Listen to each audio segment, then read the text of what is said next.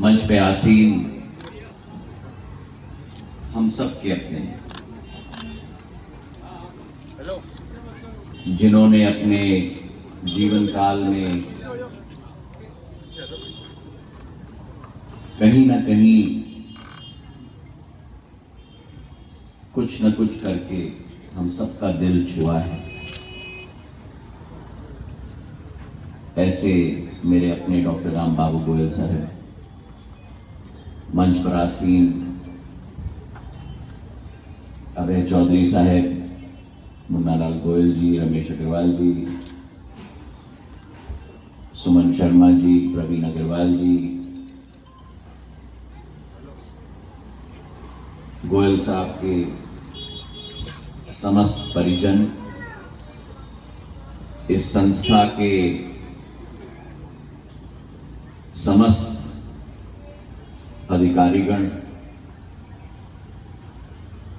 और सबसे महत्वपूर्ण गोयल साहब के समस्त शुभचिंतक। और ये अतिशयोक्ति नहीं होगी अगर मैं कहूं कि सभी परिजन जो इस कार्यक्रम में यहां उपस्थित हैं।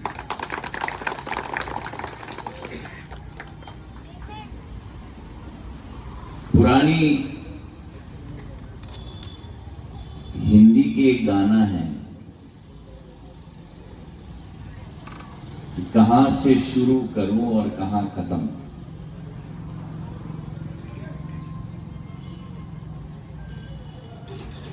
और यही एक विवरण डॉक्टर राम बाबू गोयल जी की जिंदगी की रही है।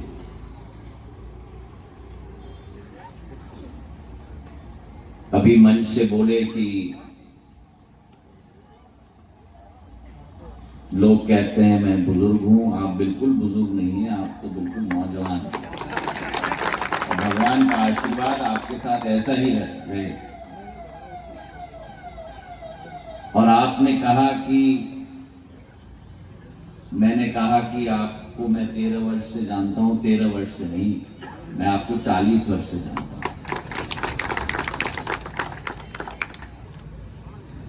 ईस्ट विंग के पोर्च में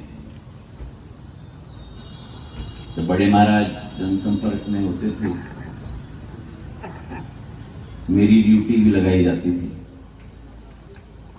सबको पानी देने के लिए, चाय कॉफी देने के लिए। 11 साल के उम्र में, चाहे आप कहो वो प्रशिक्षण, सभी हमारे ग्वालियर के निवासियों के साथ, चाहे ग्रामीण हो चाहे शहरी क्षेत्र हो, उन सब के साथ सदैव मिलना जुलना, चर्चा करना। और उस श्रृंखला में आपके पेशेंट आ गए। राम बाबू जी, आपका वो इंजेक्शन तैयार है?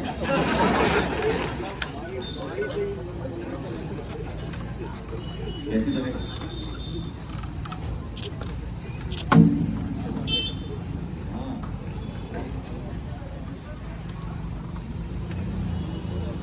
तो तब से मेरा एक सिलसिला डॉक्टर राम बाबू गोयल जी से के साथ चल रहा है।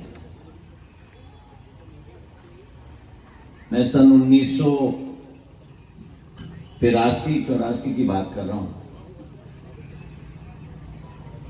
और जैसे डॉक्टर राम बाबू गोयल 1982-83 में दिखते थे, वैसे आज भी दिखते हैं। मतलब एक अंतर नहीं है।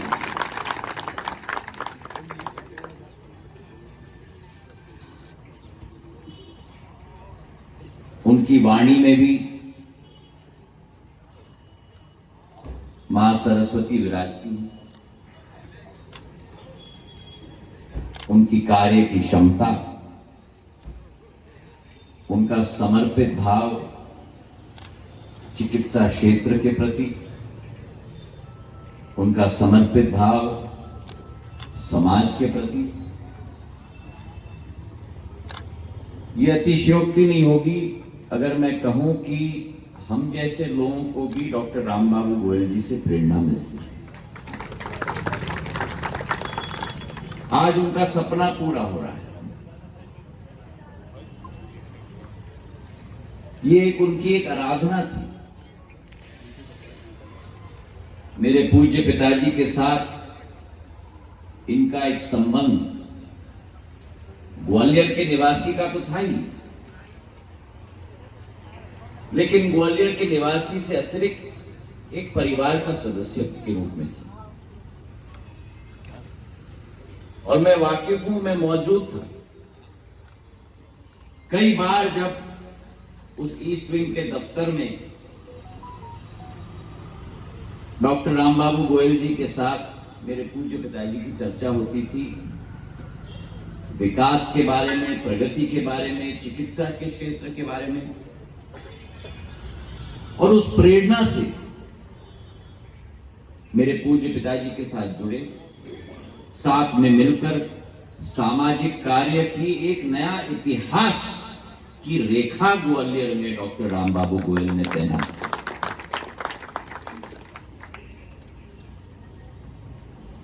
मैं मानता हूं कि डॉक्टर रामबाबू गोयल जैसे हस्ती ग्वालियर में बहुत कम है, बिरला है। और इनकी जीवन शैली, इनके जीवन के कार्य से हम सबको प्रेरणा लेना चाहिए। आज समूचा परिवार तो उपस्थित है, दिल्ली से हमारे परिजन उपस्थित हैं, पर डॉक्टर रामबाबू गोयल का परिवार केवल अपने परिवार तक सीमित नहीं है। डॉक्टर रामबाबू गोयल का परिवार ये संपूर्ण परिवार है यहां जो इस कार्यक्रम में उपस्थित है। स्वास्थ्य का क्षेत्र, चिकित्सा का क्षेत्र हर देश के लिए अति महत्वपूर्ण है। किसी भी देश के मानव संसाधन को अगर हम लोग स्वस्थ रख सकते हैं और स्वास्थ्य के साथ अगर हम उन्हें शिक्षित कर सकते हैं, तो फिर उस देश की प्रगति और विकास सुनिश्चित है। और आज भारत अग्रसर हो रहा है।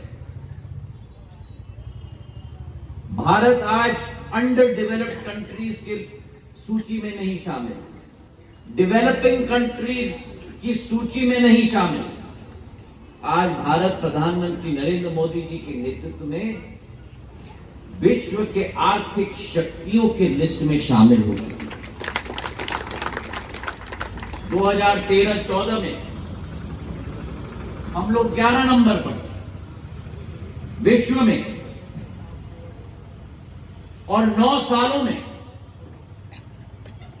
हम 11 नंबर से अग्रसर होकर आज विश्व में 5 नंबर की सबसे बड़ी आर्थिक शक्ति बन चुकी है।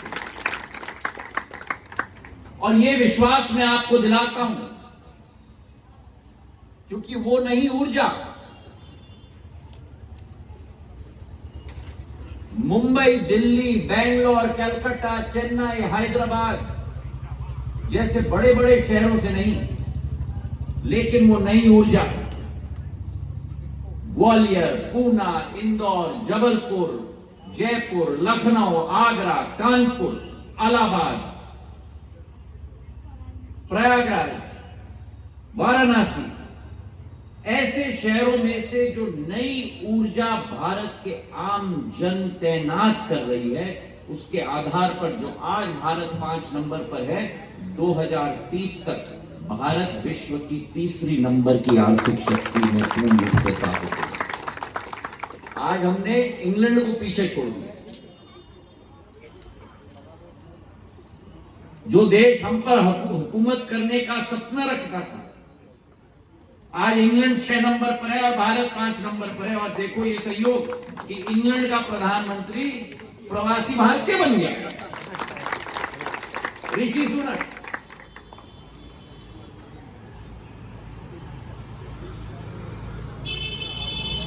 इंग्लैंड के कंपनियों को भारतीय कंपनी खरीद रही हैं।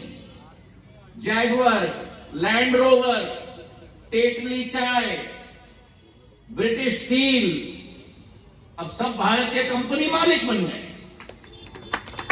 ये परिवर्तन आ रहा है। और उस परिवर्तन में स्वास्थ्य और शिक्षा एक बहुत महत्वपूर्ण भूमिका निभाती है। स्वास्थ्य के क्षेत्र में जहां 70 साल में केवल 6 एम्स पूरे देश में बने थे, आज पिछले 8.5 वर्षों में 16 नए ऑल इंडिया मेडिकल इंस्टीट्यूट देश में स्थापित हो गए। 22 आज स्थापित हो गए पूरे देश के अंदर। चिकित्सा क्षेत्र का बजट केंद्र सरकार 8 वर्षों में 10 गुना ज्यादा बढ़ चुका है। हमारी पीजी की सीट,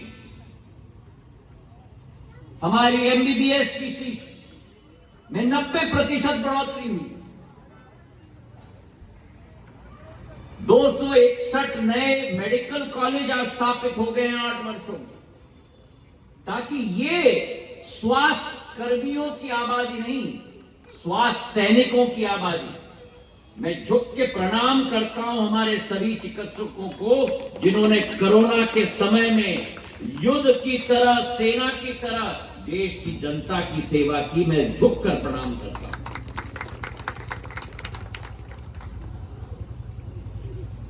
आज समय की मांग है, समय की पुकार है कि निजी क्षेत्र भी सरकार के साथ मिलकर एक नया पथ प्रशस्त करे, नया मार्ग प्रशस्त करे।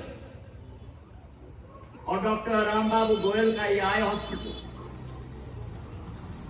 जो इनकी खूबी है कि सबसे बेहतरीन इलाज सबसे कम दाम पर,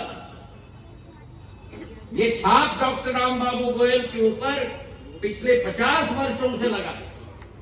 मुझे विश्वास है कि शोषित, वंचित, पीड़ित वर्ग वो पूर्ण रूप से इन अस्पताल में न्याय मिलेगा, इसका मुझे पूरा पूरा विश्वास है। चिकित्सा शिविर आयोजित कर रहे हैं अगले 3 माह। मैं उनको दिल के गहराइयों से बधाई देना चाहता हूं, और उनके बेटे और बेटी और दामाद तीनों को कहना चाहता हूं